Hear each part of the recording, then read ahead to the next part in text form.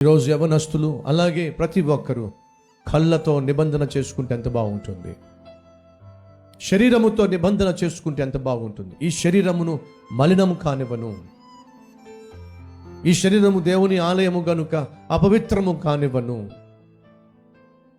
నీకు వివాహం కాకపోయినట్లయితే పరాయి పురుషుడు కానీ పరాయి స్త్రీ కానీ పెళ్లి కాక మునుపు నీ శరీరాన్ని ముట్టడానికి వీల్లేదు. పెళ్ళయిన తర్వాత నీ భర్తకే నీ శరీరం మీద, నీ భార్యకే నీ శరీరం మీద అధికారం ఉంది.